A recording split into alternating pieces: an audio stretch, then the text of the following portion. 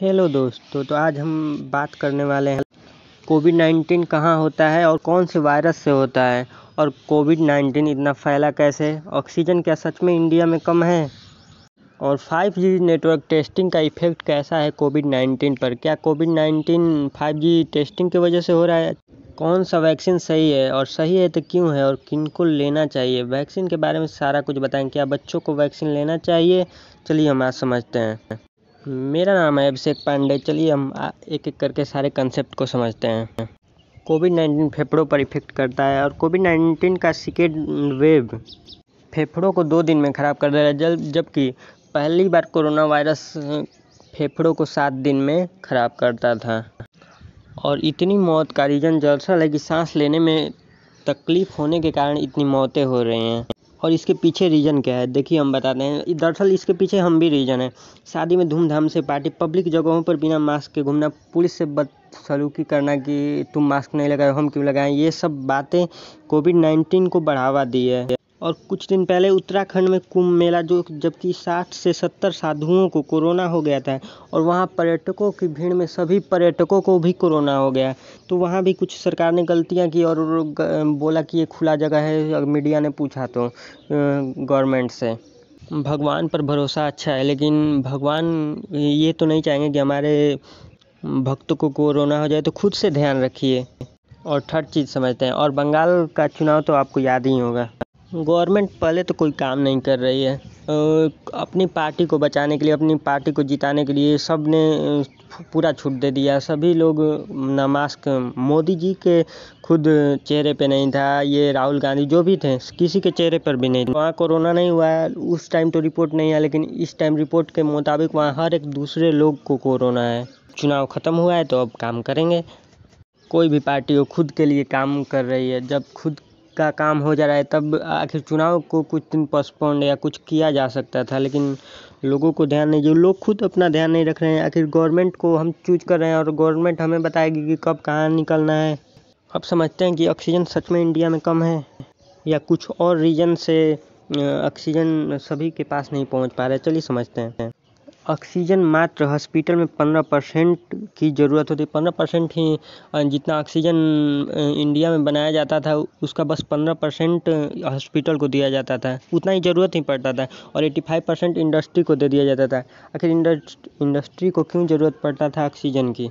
आपने सुना होगा, लाइक वेल्डिंग, माइनिंग, मतलब कि कोयला का खदान को में अंदर तक होता है, तो वहाँ ऑक्सीजन सबको नहीं मिल पाता, जिसके कारण उसमें ऑक्सीजन के बहुत बड़े बड़े सिलेंडर को उसमें खोल दिया जाता है ताकि कोई ऑक्सीजन के बिना ना मरे। और सबसे ज़्यादा तो स्टील पिघलाने में इसका यूज किया जाता है। स्टील उद्योग इसका सबसे ज़्यादा यूज किया करता है। अगर हम इसे बंद कर दें, 85% इंडस्ट्री को दे रहे हैं, अभी तो जान बचाना ज़रूरी है, ना कि अभी कोयला का हमें अभी क्या ज़रूरत है, और कोयला बिना मरेंगे नहीं हम।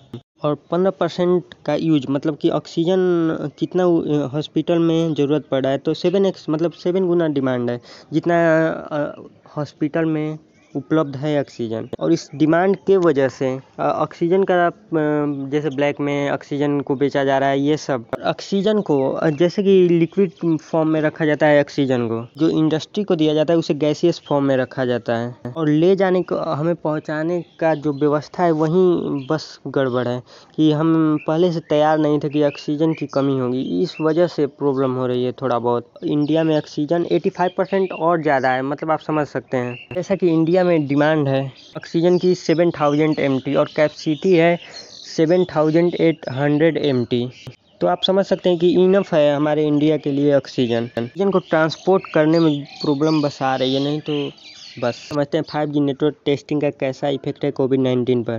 दरअसल ये आपने ये सुना होगा कि पक्षियाँ मर रही हैं, कोरोना फैल रहा है और लोग मर रहे हैं। 5G टेस्टिंग से ये बोला जा रहा है कि रेडिएशन हवा में मिलकर हवा को जहरीला बना रहा है। को बताते हैं, आपने साउथ कोरिया, हांगकांग में देखा होगा कि 5G वहाँ 5G टेस्टिंग हो चुका है, लेकिन वहाँ कम मामले हैं। कहीं 7G चल रहा है, यहाँ 5G से लोग मरते हैं, ऐसा नहीं है। WHO ने बोला कि स्वास्थ्य पर कोई प्रभाव नहीं फैल रहा है ये 5G टेस्टिंग का। BBC न्यूज़ ने बोला कि सूर्य के प्रकाश से भी इसका रेडिएशन का पावर कम है। 5G टेस्टिंग से कोई डरने की और अफवाह फैलाने की कोई ज़रूरत नहीं है। अब समझते हैं कौन सा वैक्सीन सही है, और सही है तो क्यों है, और इसका इफ़ेक्ट क्या है, ये सब समझ लेते हैं। दरअसल इंडिया में 2 वैक्सीन यूज़ की जाती है, कोवैक्सीन और कोविशील्ड। हमें इन दोनों वैक्सीन में से कोई एक लगवा लेना चाहिए, या रशियन USA वाली वैक्सीन का वेट करना चाहिए। चलिए हम समझते हैं, और इसके साइड इफ़ेक्ट को भी समझ लेते हैं। पहले नॉर्मल साइड इफ़ेक्ट को देख लेते हैं। जहाँ सुई लगाया जाता है वहाँ सूजन हो जाती है, बुखार का आना, थका हुआ महसूस करना, बॉडी में पेन, ये सब। अब एस्ट्राजेनेका कोविशील्ड के बारे में पूरा समझते हैं। दरअसल कोविशील्ड के फर्स्ट डोज के साथ ज़्यादा इफेक्ट दिखता है, हमें लाइक फीवर, टाइफाइड की भी शिकायत आ जाती है, और ये फर्स्ट डोज में 70% काम कर लेता है कोविशील्ड। इफेक्ट है वो 10 से 35% में ही दिखता है, ना कि सबको टाइफाइड ही हो जाएगा, ऐसा नहीं है। कोवैक्सीन को समझते हैं। कोवैक्सीन के साइड इफ़ेक्ट के बारे में पता नहीं चल पा रहा, क्योंकि उसका जो अभी तक डाटा हमारे सामने निकल कर ही नहीं आया, और कोवैक्सीन का उतना इफेक्ट नहीं आ सकता, क्योंकि ये इनएक्टिव वायरस को इनएक्टिव कर देता है, और ये वायरस इनएक्टिवेट कर देता है, इस वजह से उतना हार्मफुल ये नहीं होता है। चलिए हम इसको एक एग्जांपल समझते हैं। अगर मान लीजिए पेट में कीटाणु है, तो अगर उसे जहर से तो ख़त्म नहीं किया जाता। इनएक्टिव का मतलब होता है जैसे कि उसे बस इनएक्टिव कर देना। जैसे मान लीजिए फ्रीज होता है ना, लाइक किसी को फ्रीज कर देते हैं, बस उसी कीटाणु को ही बस इनएक्टिव करता है। ये समझ गए ना। वैक्सीन का डाटा भी नहीं आया है, और तब आप सोच रहे होंगे कौन सा वैक्सीन लें। चलिए हम आपको, तो इसका जवाब यह है कि आप कोई भी वैक्सीन लें, जो मिला वो लें, क्योंकि आपके पास अभी ऑफ़र नहीं है कि कोई भी आप ले सकते हैं। अभी रशियन USA वाली फाइजर वैक्सीन और मॉडर्ना नहीं आई है, और अगस्त तक आएगी भी नहीं। टाइम रेफरेंस को समझते हैं कि कोवैक्सीन को कितना टाइम रेफरेंस पे लेना चाहिए, और कोविशील्ड को। कोवैक्सीन को आप 4 वीक के अंतराल ले सकते हैं, और कोवैक्सीन को 4 वीक और कोविशील्ड को 8 वीक के आसपास टाइम रेफरेंस हमें, वैसे भी गवर्नमेंट 45 डेज तो खुद ही देती है। समझते हैं एज लिमिट वाली प्रॉब्लम।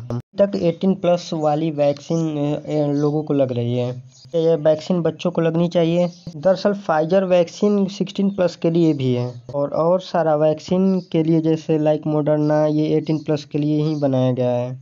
और 6 महीनों के बच्चों के लिए क्या होगा आखिर फिर? अगर फाइजर एंड मॉडर्ना को इवेल्युएट करके और 6 महीने के बच्चे को भी वैक्सीन लगेगा, क्योंकि कोरोना का असली तोड़ कब तक आखिर लॉकडाउन लगा के लोगों को बचाया जाएगा? असली तोड़ तो वही है ना, मेडिसिन ही इसका असली तोड़ है। अब आपका नेक्स्ट क्वेश्चन को देखते हैं क्या हो सकता है। जैसे कुछ लोगों को प्रॉब्लम है, लो इम्यूनिटी, डायबिटीज, लो प्रेशर, ये सब के प्रॉब्लम है, तो क्या उनको वैक्सीन लगानी चाहिए? चलिए हम इसको भी समझते हैं। दरअसल सभी को वैक्सीन तो लेनी है। दरअसल अगर फर्स्ट डोज में आपको प्रॉब्लम लगता है और रिलेट कर पाते हैं कि ये वैक्सीन का ही इफेक्ट है, तो आप सेकेंड डोज को नहीं लीजिएगा। आपको बार बार बोल रहे हैं कि असली तोड़ इसका वैक्सीन ही है, और लॉकडाउन नहीं है। क्वेश्चन की ओर बढ़ते हैं। और वोमेन प्रेग्नेंट हैं या मेंस्ट्रुएट टाइम में हैं, तो क्या उनको वैक्सीन लेनी है? बिल्कुल लेनी है, क्योंकि रेस्ट्रिक्टेड थी जब लाइसेंस हुई थी पहले। लेकिन आप डॉक्टर का सलाह लेके, डॉक्टर जैसा सलाह देता है, आप वैक्सीन ले सकते हैं। क्या होगा अगर हम एक ही डोज लें वैक्सीन का? तो आपको वेट करना है कोरोना होने का। दरअसल टाइम के साथ चेंज होता रहता है। वैक्सीन अगर 2 डोज लेते हैं आप, पहली डोज लेने के बाद 70% ही काम करता है, इसलिए 30% कोविशील्ड। तो हम क्यों 30% के लिए कम कर दें, आके 70% ही क्यों रहने दें? समझते हैं कि आपको वैक्सीन कब नहीं लेनी है। दरअसल आपको कोरोना पॉजिटिव आप हैं, तो आपको वैक्सीन तो लेनी नहीं है, क्योंकि वैक्सीन लेने से कोई फ़ायदा नहीं है, क्योंकि कोरोना ठीक होने के बाद ही आपको वैक्सीन का इफेक्ट दिखेगा आपके बॉडी में। आप या तो 2 से 3 वीक बाद वैक्सीन ले सकते हैं, या अगर वैक्सीन नहीं है तो आप 6 महीने बाद भी ले सकते हैं, क्योंकि आपका इम्यूनिटी लेवल भी बिल्डअप हो जाएगा उतने दिनों में। तो लगता है सारे कंसेप्ट हमने बता दिए हैं। तो आपको सेफ रहना है, मास्क लगाना है, सब कुछ सोशल डिस्टेंसिंग का पालन करना है, ये सब तो करना ही है। अगर आपको वीडियो इन्फॉर्मेटिव लगी है तो आप लाइक करें, शेयर करें और सब्सक्राइब करें चैनल को। अगर जानना है कि घर में क्या इलाज कर सकते हैं कोरोना का, तो नेक्स्ट वीडियो में हम आपको बता देंगे। कब आएगा ये तो अभी नहीं पता, लेकिन 1-2 वीक में आ जाएगा। वैसे भी शॉर्ट्स वीडियो में हम बहुत कुछ बता देते हैं, तो आपको शॉर्ट्स में भी बता सकते हैं कल ही। अगर इसमें कुछ इन्फॉर्मेशन गलत लगी तो आप हमें इंस्टाग्राम पे बता सकते हैं। धन्यवाद। और कोई भी प्रॉब्लम हो तो कमेंट सेक्शन आपके लिए तो खाली है। चलिए आज मेरा ये फर्स्ट लॉन्ग वीडियो है। चलिए धन्यवाद, बाय बाय, थैंक्स।